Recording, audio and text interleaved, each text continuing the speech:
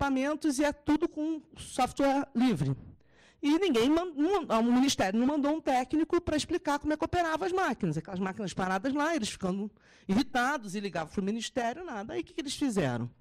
Eles foram, desinstalaram todos os softwares livres, botaram tudo pirata, ligaram para o Ministério e falou, instalei tudo pirata. Aí o Ministério falou, não pode. Aí falou, então manda um técnico para consertar. Aí quando o técnico foi, eles perguntaram tudo e passaram a operar a máquina. Eu acho isso uma solução muito razoável. Não quero me explicar. Então, veja, eles falaram, a nossa intenção não era trabalhar com pirata, era seguir, mas eu quis forçar via astúcia, né, via tática, que os caras viessem aqui. Eles fazem vários. Eles ganharam o Cultura Viva do Ministério, foi o primeiro lugar no passado, ganharam o prêmio. Aí eles fazem assim, eles falam para mim isso, tá?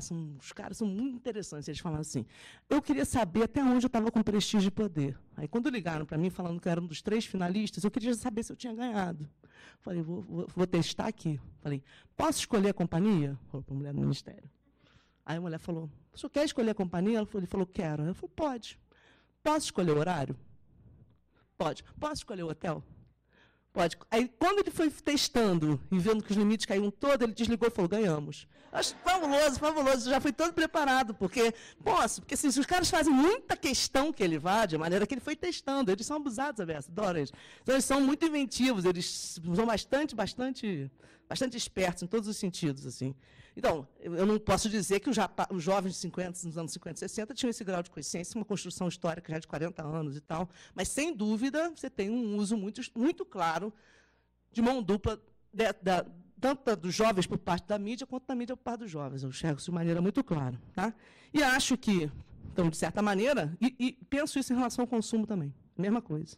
Eu acho que o consumo vai usar muito o jovem como estratégia, e isso se acirra muito.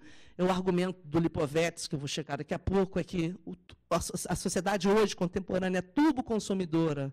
Esse turbo-consumo está ancorado em 2 lógicas, que ele chama de lógica moda, que as coisas ficam muito obsoletas rapidamente, têm que ser substituídas, não podem permanecer muito tempo, e o outro eixo para ele é a lógica jovem, que é hedonismo, essa ideia de experimentar, de ter emoção, né, de não envelhecer, ou seja, por isso também a questão do obsoleto. Tá? Então, o meu argumento dele é um pouco esse. Então, sem dúvida, o consumo vai usar muito a ideia de juventude, mas também é argumento que a juventude vai fazer uso das esferas do consumo. Não à toa, boa parte da construção do estilo de vida jovem está associado à roupa, né, eu falo para os meninos, certo? Assim, nada. Eu lembro muito claramente o dia para mim, que depois de muitos anos, depois que fiz uma dieta, eu usei calçadinhos de novo. Eu me senti muito jovem. Muito, mas muito, me senti, certo? Aí a segunda coisa que eu fiz depois de usar calçadinhos foi comprar meus All-Star de novo. E aí eu tive uma fascite plantar, porque a vida é dura e ruim. Ela me lembrou que eu não estava mais tão jovem, e ela me lembrou que eu não podia botar um tênis baixo, rasteiro, como se eu tivesse 20 anos. De maneira que hoje eu só posso, em qualquer lugar que eu vou, eu tenho que usar esses tênis com palmilha. A vida, a gente vai brincando, ela é dura, ela lembra a gente, não tem jeito. Mas é claro que o sistema que eu falo com os meninos, nada mais estereotipado como uma ideia de jovem ocidental do que calça jeans, tênis, camiseta branca, blusão de couro e mochila. Não tem nada mais estereotipado, né, mais fortemente. Okay? E como a gente ancora, minha mãe, eu tenho coleção de mochilas, muito infantil, tá? Isso é bem bastante infantil. Coisa. Minha mãe fala que isso é uma síndrome de Peter Pan, assim, acho que é uma certa recusa que eu tenho, simbólica ao crescimento, mas eu entendo. A questão óbvia é que onde eu fui buscar esses elementos, é porque, de certa forma, isso é uma marca tanto da cultura midiática quanto da cultura do consumo e da cultura jovem, é a ancoragem do estilo de vida no corpo. Isso para mim é muito claro. Certo? Então, não à toa também, os eixos, para mim, centrais da convergência entre essas 3 formas de cultura, eu vou enumerar, não vou explicar aqui, senão não vai dar tempo mesmo. Música, lazer, né? Lazer duplo, tá? Ontem a gente falou aqui, alguém falou das férias, e lazer também é a ocupação do espaço urbano, né? Em todos os sentidos. Ok? Não à toa, quase todos os trabalhos com hip-hop, eu tive também um orientando a Jacimar, de quem eu, inclusive, Jacimar Gomes, tirei a palavra resistência, que é ela que usa essa ideia, que eu achei muito legal, que ela vai trabalhar com hip-hop, é a ideia das quebradas. Né? O sujeito usa muito o seu direito expressivo de saber andar na cidade. Okay? Então, música, lazer, esporte, o universo imagético, a moda e os movimentos políticos existenciais. Eu entendo que esses eixos, não vai dar para explicar muito aqui, eles, de certa maneira, permitem a convergência dessas três esferas, a cultura jovem, toda se consolidando, né, nos anos 50 e 60, a cultura jovem, a cultura midiática, a cultura do consumo. Tá? Então, para mim, o corpo passa a ser lugar central para essa formação de expressão de identidade e o estilo de vida nesse sentido muito forte. Bom, o terceiro momento, o texto que eu estou preparando aqui para a coisa, no final dessa parte, quando eu estou falando isso, eu terminei com uma frase melodramática, influencial. Eu falei, perderão com isso, ganharão com isso. Eu estou em dúvida se eu deixo essa frase ainda, mas eu gostei dela, é uma frase jovem, ganharão com isso, perderão com isso. Mas é claro que esse movimento tem ganhos e perdas, né? Entendo como ganho a visibilidade que eles vão ter, certo? Um maior respeito pelas suas formas de expressão, e todo esse movimento, essa preocupação em relação aos jovens do senso comum, da academia, do governo, a questão das políticas públicas, né? Eu acho que você tem um movimento muito forte de apropriação, essa é um pouco a ideia da minha pesquisa, dessas camadas jovens das novas tecnologias de comunicação e informação, quer dizer, eu acho que tem ganho. É a maior volatização, flexibilização das identidades, podem experimentar mais, enfim. Acho que também é uma faixa etária chave para essa ideia pós-moderna da volatilidade, da flexibilização da experiência, porque é uma fase em transição, aí questão etária mesmo, as coisas não estão muito dadas ainda, então você pode jogar. Então, de certa maneira, esse estilo de vida ganha seu espírito do tempo na forma jovem também por isso, ok? Mas isso também se dá no processo das culturas de consumo e das mídias.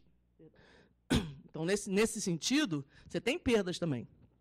Você tem um mecanismo muito forte de estigmatização quando você não consegue acessar os meios de consumo, frustração, certo? Eu também botei essa frase, estou em dúvida se eu dei. Mas, assim, juventude sempre é uma faixa etária difícil da gente passar. Todo mundo que foi jovem na vida sabe disso. Mas esses agora eu tenho um pouco mais de pena. Os meninos hoje é difícil mesmo. A margem de escolha aparentemente se ampliou, mas as interdições também. Eu acho muito angustiante. Os meus alunos, eu dou aula há 20 anos. Meus alunos hoje são muito mais angustiados que meus alunos há 10 anos atrás. São muito angustiados. E a própria figura, já antecipando, para finalizar, dos pais jovens é um pouco apavorante. Vou seguir aqui a ideia da Ana Rita Kell. Se o jovem de 25 anos, no início do século XX, se identificava mais com seu pai de 40 do que com seu irmão de 18, hoje ele assiste meio estarrecido ou meio embevecido, depende do ponto de vista, seu pai de 40 aparecer mais com seu irmão de 18. Seu pai de 40 parece seu irmão de 18. Né? Então, eu botei aqui, eu termino um pouco meu texto com esse argumento. Meus alunos me falam frases que também me deixam estarrecidas, né? Até porque eu converso bastante com eles. Então, eu vou pegar só esse trechinho aqui, porque fica mais fácil de eu listar. Eu vou ler esse finalzinho aqui, porque ele meio fecha, que eu vou falar, até porque meu tempo está acabando. Bom, ele falou assim, e principalmente eu botei aqui no final. Não é o final ainda não, ainda vou mexer, tá? Ok? É que eu fui enganada, eu achei que era dia 20 de setembro, acelerei. Agora eu descobri que eu tenho mais tempo, estou feliz que eu posso tirar. Estava melodramático, eu estava empolgado, os alunos tinham me deixado muito ansiosa. Aí eu falei bem. E principalmente a eternização da juventude enquanto estilo de vida faz com que a atual geração dos 20 anos se depare com o fenômeno social dos pais jovens, isso estou falando. Isso, evidentemente, tem ganhos, mas, novamente, também tem custos. Proximidade e tolerância, por um lado, perplexidade e inversão de outro. Recentemente, em conversa com alunos, escutei frases do tipo: estou preocupada com meu pai, ele está obcecado com malhar o corpo, passa 4 horas por dia na academia. Ou, minha mãe está muito pirada desde que começou a namorar mulher. Isso me choca, eu confesso. Obviamente, esses dados não estão aqui com nenhum sentido moral, só são uma constatação de uma nova ordem cultural, talvez mais complexa do que os paradigmas anteriores tenham lidado. Talvez o exemplo mais contundente seja o da aluna, que num sábado à noite desabafou no seu perfil do Twitter, esperando minha mãe ir para a balada para poder estudar. Isso me deixa muito perplexa. Uma aluna minha escreveu no sábado à noite, esperando minha mãe ir para a balada para poder estudar. Isso, para mim, isso me deixa muito perplexa. Né? Então, hoje, de forma genérica, podemos perceber, né, enfim, então, um pouco do meu argumento é que, nesse contexto, assim, de certa maneira, se eles são os grandes agentes desse processo da flexibilização e tal, eles também são os grandes perdidos. Né? Eu acho que a gente tem que tomar isso como um certo paradigma, para a gente entender. Talvez as ferramentas que a gente usava para entender esse processo não estejam funcionando mais. Isso é um pouco de dúvida que eu tenho. Né? Assim, como é que a gente faz para pensar esses meninos? Então, por exemplo, Eu vou terminar só fechando com a ideia da resistência. Há uma cobrança muito grande em relação a eles não serem alienados, e eu acho que existe várias outras questões muito fortes aí. Então, por exemplo, eu não vejo, por exemplo, os meus alunos mais alienados do que a minha geração. Mas eu vejo que eles têm outros lugares para ancorar, por exemplo, suas lutas políticas, muito diferentes. Então, eu nem concordo com a ideia de que eles resistem menos, isso também não é argumento meu, todo mundo que trabalha com juventude e movimento social hoje argumenta nesse sentido, são outras formas de resistência, talvez se apropriando de outros recortes simbólicos, né? Por exemplo, a questão da carnavalização, a questão do riso, que por muito tempo ficou esquecida, isso acaba se retomando, enfim, eu acho que o riso é muito revolucionário, enfim, eu acho que tem essa dimensão, mas não só essa, um pouco... Eu acho que a gente também, de certa maneira, acaba negando a esses jovens de hoje o direito também, argumentar que nem o Stuart Hall argumenta sobre a cultura popular, ou sobre qualquer forma de cultura. É um jogo, às vezes você resiste, às vezes você se adapta, às vezes você nega, às vezes você seduz. Não é isso? O Barbeiro fala em sedução e negação, o Hall fala em conter e resistir. É um jogo, às vezes você pode lutar contra, às vezes você compõe com. E eu entendo isso, com os jovens da periferia eu entendo isso perfeitamente, às vezes você joga com. Então, por exemplo, há uma acusação que se faz é que os jovens de hoje se alienam muito porque são muito consumistas. Né? Num certo sentido, isso é óbvio. No outro sentido, é uma ferramenta muito forte de luta, o consumo. O que também cria, só para dar 2 exemplos finais para terminar, algumas situações que criam perplexidade. Então, só para dar um exemplo, quando eu fui fazer a pesquisa anterior na Baixada sobre direito à expressão, uma pergunta que eu fiz muitas entrevistas com meninos, diversas, instituições de confinamento abertas, e uma das perguntas era, se você tivesse dinheiro hoje, o que você adquiriria, o que você compraria? E a resposta padrão é MP3. É a resposta padrão. 90%.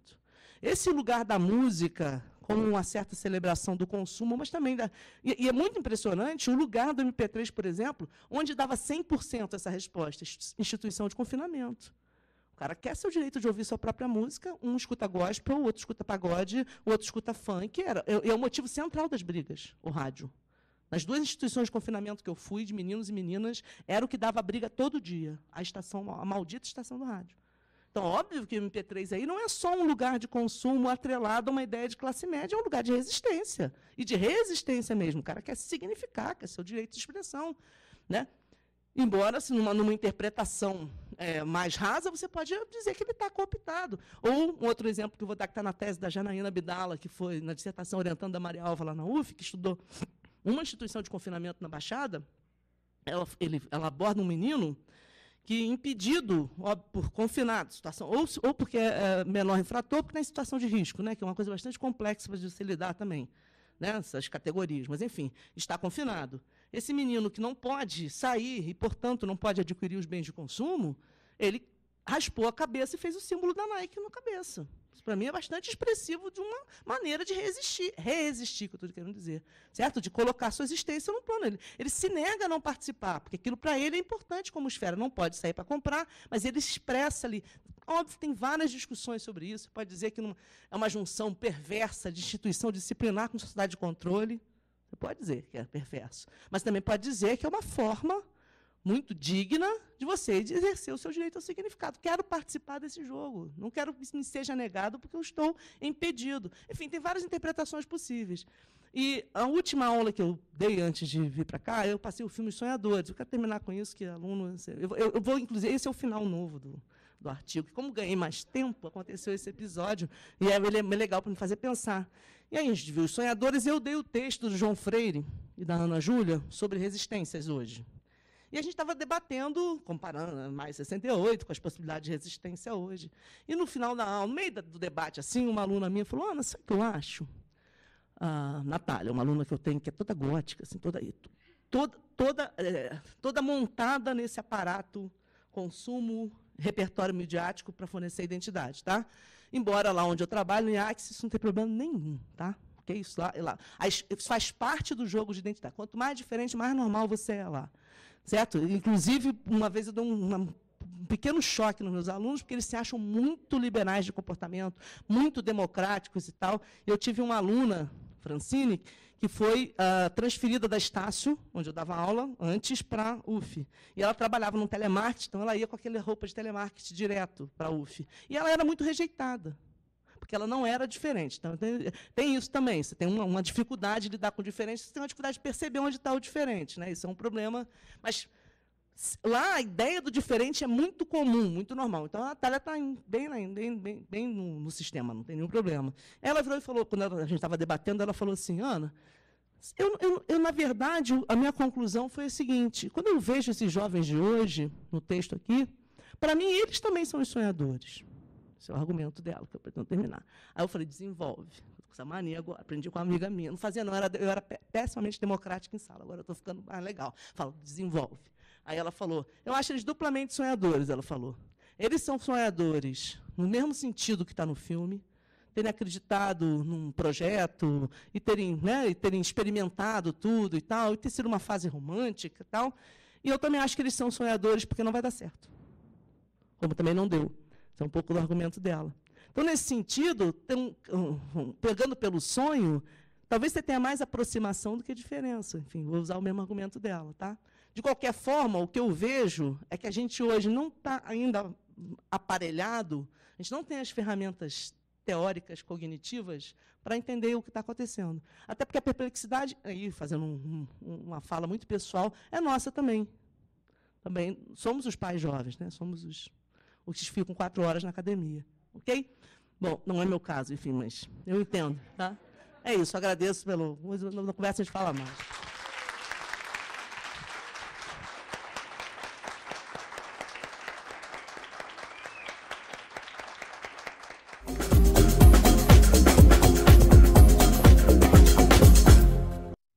Fazer a primeira pergunta, que é da professora Isabel Rufino, que facilitou muito minha vida, que fez um esquema, nunca vi pergunta com esquema. Isso, tudo bem, professor? É a seguinte a pergunta. Se a música é uma expressão tão importante para a compreensão das formas de mobilização, contestação, politização dos jovens, por que Maio de 68 o Fusca Woodstock 69? Aí o esquema, tem uma setinha, ela colocou rock e guitarra elétrica, aí colocou 3 risquinhos embaixo do elétrico.